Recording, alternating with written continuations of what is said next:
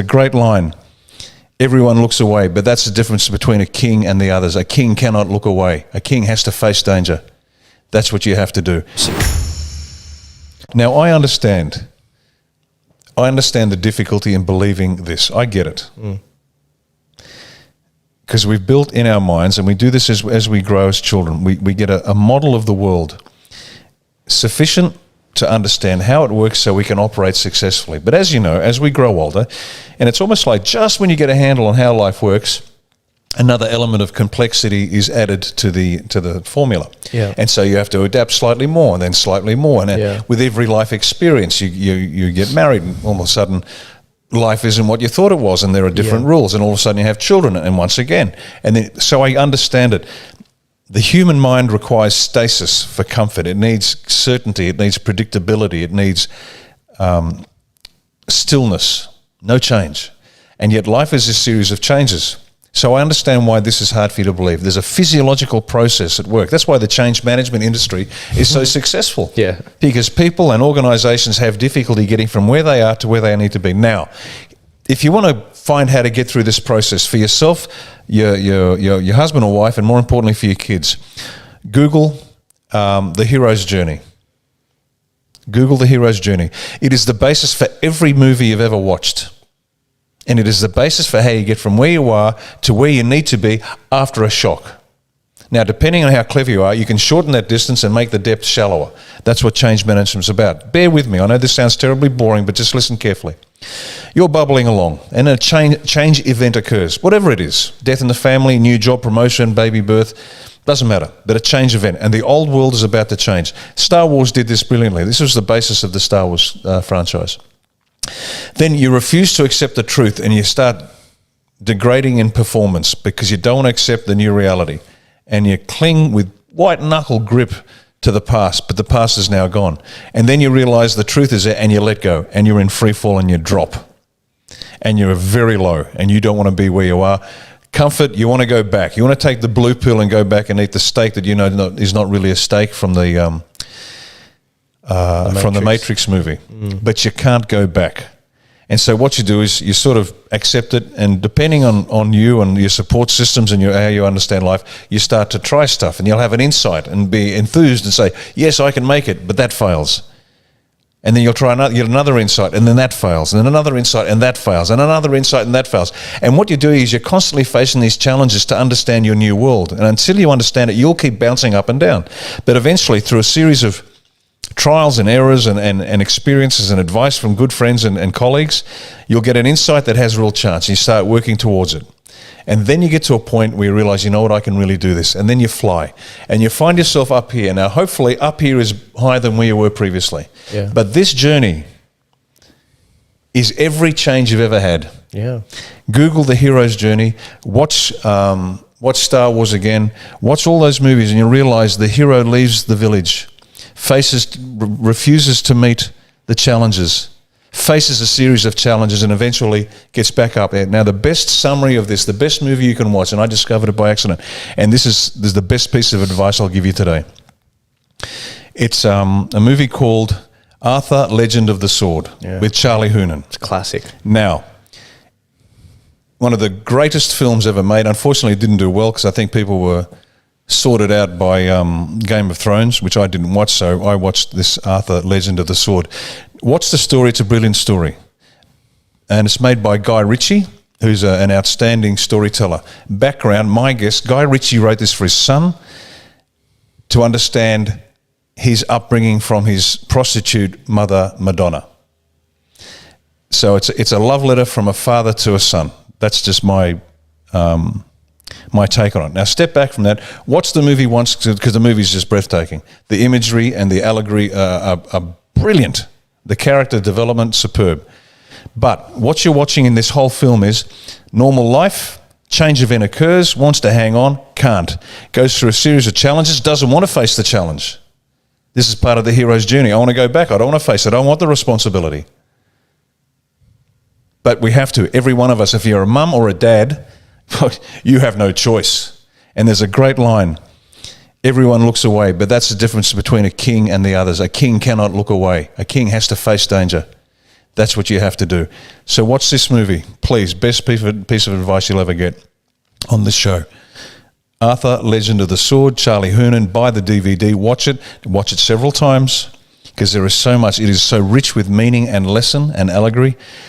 It'll actually empower you in an hour and a half more than any change management seminar will. It'll help you become what you were created to be. Man or woman makes no difference. But as I said, the difference between a king and everybody else, the king doesn't look away. The king has to look at danger and move forward and take that responsibility. Because if you don't, and there's a poignant moment in the film where he considers not taking up the challenge, and what would happen if he doesn't. So I'll leave it there, but please watch it. Arthur, Legend of the Sword, Charlie Hunnam. Yeah. Produced, one of the producers was Steve Mnuchin, Secretary of the Treasury of the United States. Oh, you're kidding? No, absolutely. Isn't that funny? Extraordinary movie. Folks, watch it, get empowered, and get to work. Yeah. Talking about doing noble acts, I ran into this Lockyer guy a few weeks ago. I was complaining the other day that there's no Stephen Crowder in Australia. There's no one really doing the on-the-ground, change my mind stuff, being really brave like in the stories of old. And then I come across this guy. He's doing change my mind, COVID is a scam at Bondi Beach, and he just sits with anyone and has a chat with his table, and he's great.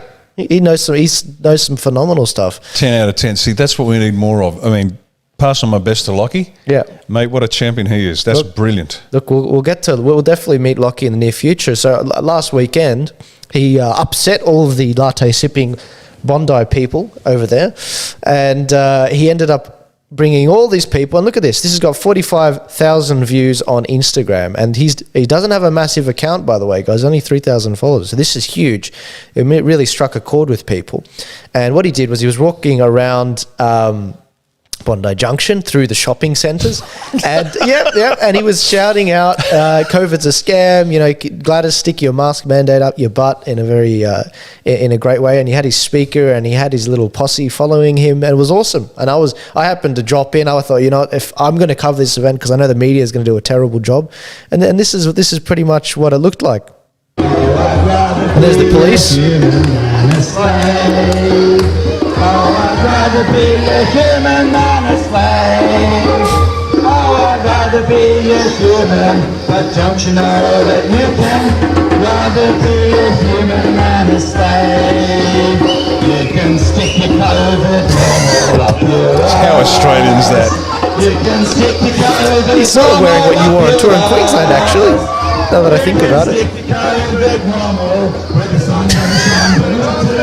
Stick your COVID normal up your ass. We are the 99%. Singing, we are the 99%. Singing, we are the 90%. Together we are mighty. So that got a lot of attention, and meanwhile, what ended up happening while this was happening, there was a social media mobbing that was going on of a business we visited yesterday called Love Crepe. Now, Love Crepe is a company. Last night we released an interview. At the time of filming this, you guys will see this interview by that point. Last night we released an interview of Love Crepe, and we did an interview with them. They copped social media mobbing. What ended up happening at Love Crepe? They said that we're not obligated to wear masks over a hot plate, according to the government officials we've talked to. Services New South Wales, he rang them up and said, look, I've got guys working over the hot plate. Yeah. Do they have to wear it? Yeah. Absolutely not, said Services New South Wales. Exactly. And wasn't there something written down somewhere that concreted that you ended up pulling up in the interview? No. That was quite separate. No, so quite separate. But the point was that there was a lot of confusion on this, and this poor business owner, he was copying this massive Instagram social media mobbing, and on Facebook as well. People giving him terrible Google reviews, and who had never ever been there, never been there before, not from the area. As I explained to Nick, a lot of this social media mobbing, this pile-on, is absolutely fabricated. It's not real. But what it does is, if you get a handful of people doing this, everybody else gets scared to stand up, and so it's social media terror. Yeah. terror is politically motivated violence. That's And right. what they're trying to do is they're terrifying people from actually standing up for the bloke. That's right, and it's the modern version of the French Revolution execution, chopping your head off. This is unpersoning because this is where you put yourself out there on social media. If you can't have a social media account, and if you can't get a bank account, as we might see with Donald Trump, they're coming after him. They're completely unpersoning him. And as he said, he's not anti-mask or pro-mask. That's right. He's not at all. His primary objective, believe it or not, is to look after his staff. That's his primary concern. That's right. Yeah, that's a true leader. And he's trying to help them out. And he wanted clarification from Good for Nothing Gladys, the baby killer. Exactly. And they're giving conflicting instructions. And I raised the point that there's a possibility that it's actually an unlawful direction. Gladys is saying you can't do this. Brad Hazzard, that imbecile of a health minister for New South Wales, he said it's a privilege for us to be free to walk around. A lot of this is unlawful. A Biosecurity Act under the health section, you cannot force somebody to wear a mask or clothing or control their movements unless they are under a control order. Now, to be under a control order, and this is the federal government legislation, the federal legislation trumps state legislation if it's in the same area. You can't be under a control order unless you as an individual, not as a group, you as an individual have been proven in a court of law to be sick. Yeah. And so to make a blanket statement that you all got to mask up because you might, for safety, it's unlawful because you have to prove a pandemic as well. That's another criteria. But you can't prove a pandemic because they haven't got the numbers. Exactly. So everything that Scotty for marketing is pushing and everything Good for Nothing Gladys and the rest of those imbecile state premiers is pushing, by and large, is likely to be absolutely unlawful. Now, folks, go to Advocate Me, and there's a lawyer down there, Serene, and she's doing a brilliant job. Check it out for yourselves. Don't believe me, but once again, if you give your kids the vaccine, remember the car travelling 100 kilometres an hour and you're crossing the road, you can't see it, we can. Yeah. Please go to Advocate Me, see what Serene in Melbourne is saying about it. She's an absolute champion. She's absolutely heroic. Yeah. Now, why am I bringing up this business? Well, we weren't meant to be covering this. Channel 7 and Channel 9 were trying to get a hold of Nick and Love Crepe, which is the business, and he wouldn't talk to them. He asked, through our mutual friend Romeo Georges, he asked Romeo, he said, can you get a hold of Riccardo and Romeo and Joel? I don't trust Channel 9, I don't trust Channel 7, I only want to speak to them to cover this because I can't get the word out and I don't trust the media to film for 2 hours and then only take 2 seconds out of his statements. Because anyone that's watched the report, and you guys have seen it last night, they made it look like the police were knocking on his window, they were coming after him, but he was nowhere to be found, he's an anti-masker.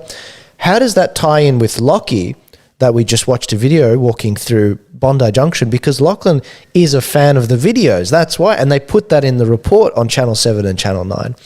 And so they're trying to get a hold of Nick, but they couldn't get a hold of the business owner. And because of that, they went to Lockie for a comment. What did Lockie do? He ended up filming, without them knowing, one of the Channel 9 news reporters, and he went back and forth with them. And you guys can see the photo of Lockie having a conversation there. That's on his Instagram. Check it out, Lockie Kavanagh. And I don't know. I'd never name. If you have the last name Kavanagh, I feel like they just come after you. I don't know what it is, but Lockie, you're doing some good work, mate. And as soon as Love Crepe opens up, and I hear that it might be on this Sunday. We're going to get out there and we're going to support you. And the poor guy, he's going to have so much business, he's not going to know what to do. He's going to have to maybe even expand the place because he has plans for that.